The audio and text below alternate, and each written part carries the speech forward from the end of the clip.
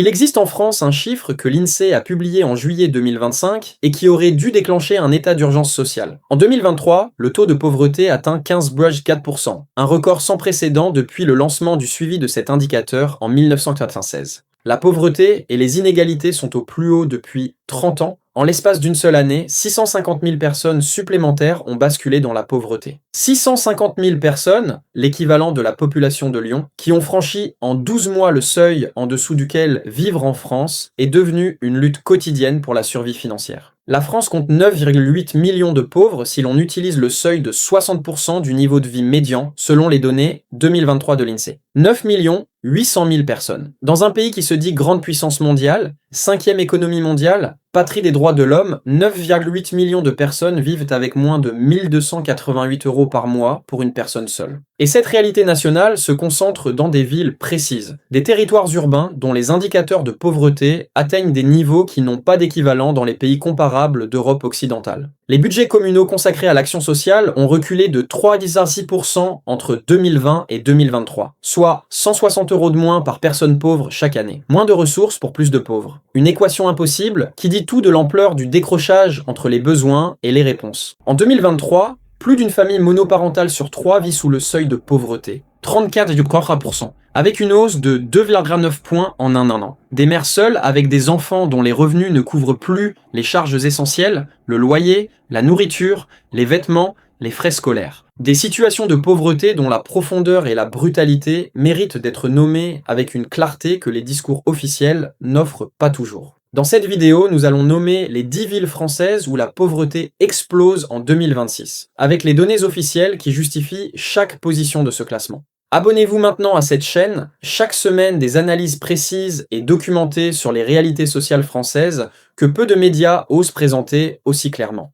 En 10e position, une ville du Gard dont le taux de pauvreté figure parmi les plus élevés des villes moyennes du sud de la France, dans un territoire dont la pauvreté structurelle résiste à toutes les politiques publiques et dont les fils des banques alimentaires s'allongent chaque année davantage. C'est Nîmes. Nîmes est une ville dont les indicateurs de pauvreté la placent régulièrement parmi les villes françaises les plus touchées par ce phénomène pour sa taille. Dans le Gard, dont l'indice pouvoir d'achat ADCF 2026 est de seulement 20 sur 100, avant-dernière position de France métropolitaine, Nîmes concentre une pauvreté urbaine qui ne se lit pas seulement dans les statistiques officielles, mais dans le tissu visible de la ville. Des quartiers dont les équipements sont dégradés, des centres d'aide alimentaire dont les files d'attente se sont allongées depuis plusieurs années, et des services sociaux dont la saturation permanente dit l'ampleur des besoins non couverts. En 2023, dans les communes densément peuplées, le taux de pauvreté s'élève à 19,1% selon l'INSEE. Et à Nîmes, dans certains quartiers prioritaires de la politique de la ville, ce taux dépasse largement cette moyenne des communes denses, avec des zones dont la concentration de familles monoparentales, de chômeurs de longue durée et de personnes âgées aux pensions insuffisantes crée des poches de pauvreté dont l'intensité est documentée.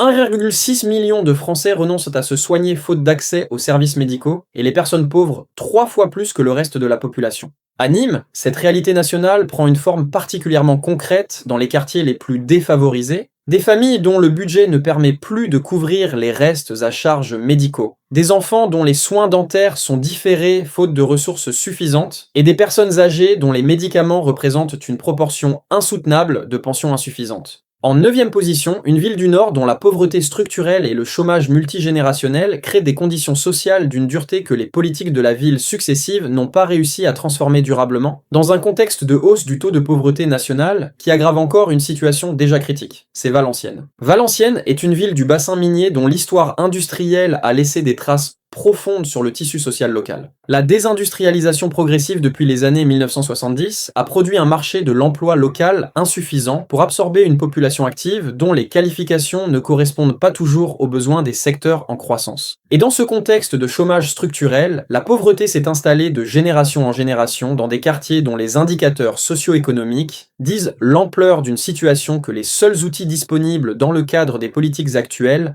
ne permettent pas de résoudre. Les Hauts-de-France, région dont Valenciennes est l'une des villes principales, affiche le taux de pauvreté le plus élevé de France métropolitaine, avec 18% de la population sous le seuil de pauvreté. Un habitant sur 6. Dans ce contexte régional particulièrement défavorable, Valenciennes concentre des difficultés qui dépassent la moyenne régionale déjà alarmante. Des familles dont les revenus sont composés à parts égales de salaires modestes, d'allocations chômage et de minima sociaux, une combinaison qui dit l'insuffisance structurelle des revenus disponibles pour couvrir les dépenses essentielles. La forte hausse du taux de pauvreté en 2023 touche surtout les familles monoparentales et les enfants selon l'INSEE. Et à Valenciennes, cette réalité nationale se traduit par des établissements scolaires dont les indicateurs sociaux sont parmi les plus défavorables de la région, des enfants qui arrivent à l'école sans petit déjeuner, des adolescents dont les équipements scolaires ne sont pas toujours complets, et des familles dont la précarité économique se traduit directement en difficultés scolaires documentées. En 8e position, une ville de l'Hérault, dont la croissance démographique, la plus rapide de France, masque une pauvreté massive et une explosion des inégalités. Dans une métropole dont certains quartiers concentrent des taux de pauvreté qui dépassent 70% des habitants. C'est Montpellier. Montpellier est l'illustration la plus parfaite du paradoxe de la croissance sans prospérité partagée, une ville qui croît plus vite que toutes les autres métropoles françaises, qui attire des milliers de nouveaux habitants chaque année et dont le taux de pauvreté dans certains quartiers atteint des niveaux qui n'ont rien à envier aux territoires les plus défavorisés de France. La pauvreté ne recule pas à Montpellier malgré la croissance. Elle s'étend et se concentre dans des espaces urbains dont les indicateurs socio-économiques contredisent frontalement l'image de ville dynamique et universitaire que la communication officielle projette. La hausse de la pauvreté est spectaculaire en 2023, avec 650 000 personnes supplémentaires au seuil à 60% par rapport à 2022. Et à Montpellier, cette hausse nationale prend une forme particulièrement visible dans les quartiers périphériques dont les banques alimentaires, les associations caritatives et les services sociaux municipaux témoignent d'une demande en explosion permanente. Des restos du cœur dont les files d'attente s'allongent chaque hiver, des épiceries sociales dont les stocks sont insuffisants et des travailleurs sociaux dont les portefeuilles de cas explose sans que les ressources humaines et financières disponibles suivent la même courbe. La Paillade, la Mosson, les Cévennes, des quartiers montpelliérains dont les taux de pauvreté documentés dépassent largement la moyenne nationale, sont des espaces urbains dont la réalité quotidienne n'a rien à voir avec la ville universitaire et festive que Montpellier présente au monde. Des familles dont le revenu disponible après loyer ne couvre plus les dépenses alimentaires du mois, des enfants dont la malnutrition est documentée par les services de protection maternelle et infantile, et des adultes dont l'accès aux soins est limité par des restes à charge devenus insoutenables.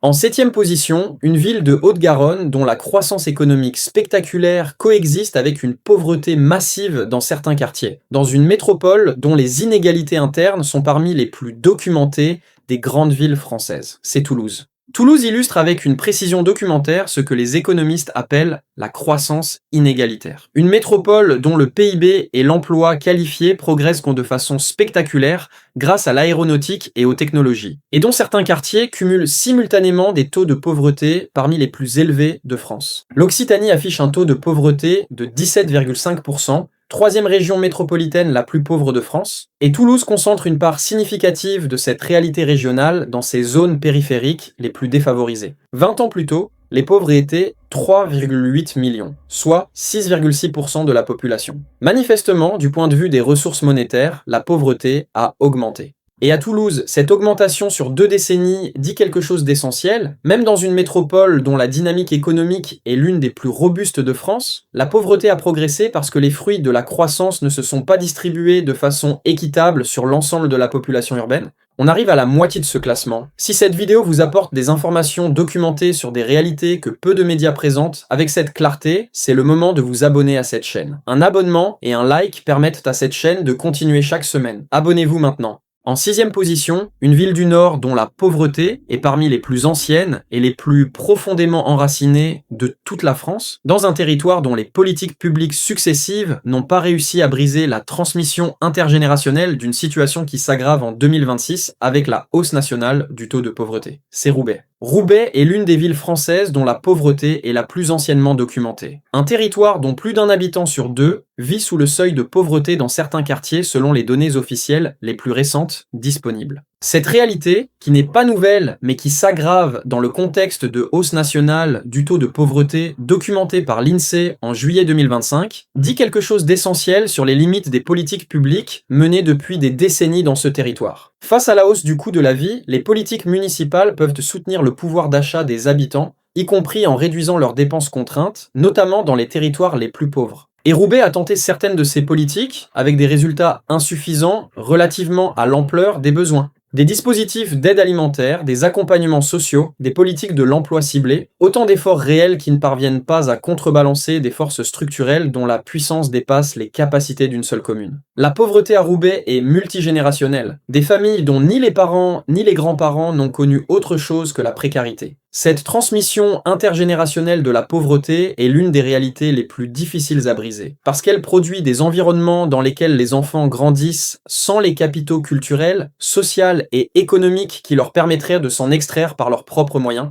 Des enfants dont les parents ne peuvent pas aider aux devoirs parce qu'ils n'ont pas les compétences scolaires nécessaires, dont les réseaux sociaux sont limités à leur quartier, et dont les ambitions sont structurées parce qu'ils voient autour d'eux, plutôt que parce que le reste de la société leur dit être possible. En 5e position, une ville du Languedoc-Roussillon dont les quartiers les plus défavorisés concentrent des taux de pauvreté parmi les plus élevés de France métropolitaine, dans une ville dont la pauvreté est la plus visible et la plus documentée des villes moyennes du sud de la France. C'est Nîmes? Non. C'est une ville dont la pauvreté dans certains quartiers dépasse les 70% selon l'Observatoire des inégalités. C'est Perpignan. Perpignan est une ville dont les données de pauvreté sont parmi les plus alarmantes de toute la France métropolitaine, avec 3 quartiers dont les taux de pauvreté dépassent les 73 à 75% des habitants selon l'Observatoire des inégalités. Ces chiffres, confirmés par des données officielles, disent que dans ces quartiers perpignanais, les 3/4 des habitants vivent en dessous du seuil de pauvreté. Pas un habitant sur 4, 3 sur 4. Une concentration de pauvreté qui n'a pas d'équivalent parmi les préfectures françaises de taille comparable.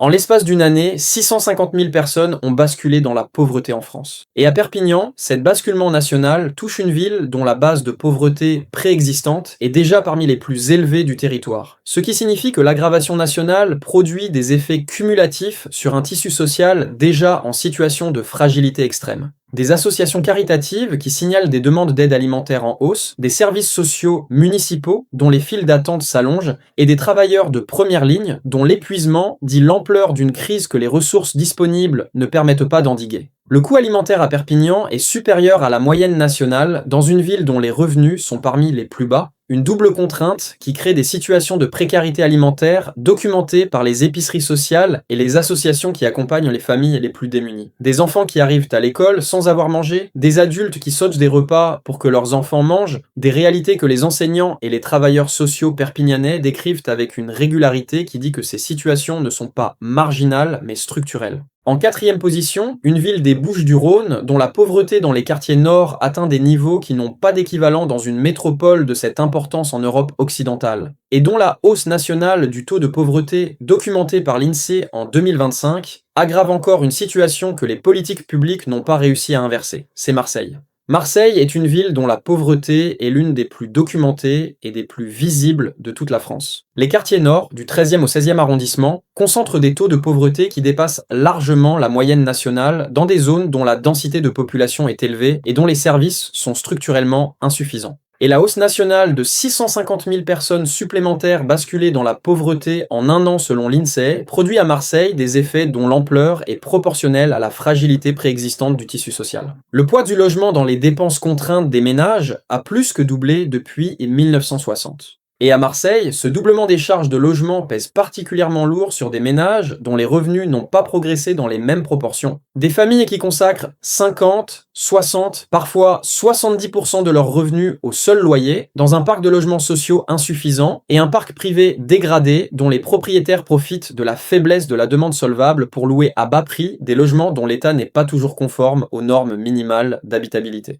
La précarité alimentaire à Marseille est documentée par les associations qui interviennent dans les quartiers les plus défavorisés, des restos du cœur, des banques alimentaires, des épiceries sociales dont les fréquentations ont progressé de façon significative ces dernières années. Des familles qui ne mangent pas à leur faim dans la 2e ville de France, une réalité qui contraste avec l'image de ville festive et gastronomique que Marseille projette. En 3e position, une ville de Seine-Saint-Denis, dont le taux de pauvreté le plus élevé de France métropolitaine à 28,4% et la hausse nationale documentée par l'INSEE créent une situation sociale d'une gravité qui devrait être au cœur du débat public, bien davantage qu'elle ne l'est. C'est Saint-Denis. Saint-Denis est en 3e position de ce classement, une position justifiée par un taux de pauvreté officiel de 28,4%, qui en fait le territoire métropolitain le plus pauvre de France selon les données consolidées disponibles. Et dans un contexte national de hausse du taux de pauvreté documenté par l'INSEE en juillet 2025, cette position de départ particulièrement défavorable dit que l'aggravation nationale produit des effets cumulatifs sur un tissu social dont la fragilité est d'une profondeur sans équivalent en France métropolitaine. Plus d'une famille monoparentale sur 3 vit sous le seuil de pauvreté en France en 2023, avec une hausse de 2,9 points en un an. Et à Saint-Denis, la proportion de familles monoparentales dans la population est significativement supérieure à la moyenne nationale, ce qui signifie que cette hausse nationale de 2,9 points touche une proportion encore plus importante des ménages saint-dionysiens. Des mères seules avec des enfants dont les revenus, allocation familiale, RSA, temps partiel subi, ne couvrent plus les charges essentielles dans une ville dont les loyers ont augmenté sous l'effet des transformations urbaines liées aux Jeux Olympiques. 64% des communes françaises concernées par la loi SRU sont dans l'illégalité pour la construction de logements sociaux, avec 2,7 millions de personnes en attente d'un logement social. À Saint-Denis, cette liste d'attente se compte en années. Des familles qui attendent 5, 8, 10 ans un logement social dans une commune dont le parc existant est saturé et dont les nouvelles constructions ne comblent pas le déficit accumulé. En deuxième position, une ville de la Seine-Saint-Denis dont les indicateurs de pauvreté sont parmi les plus préoccupants du département le plus pauvre de France métropolitaine, dans une ville dont la proximité avec Paris et l'absence de bénéfices des investissements qui y sont réalisés dit tout de l'injustice territoriale française. C'est Clichy-sous-Bois.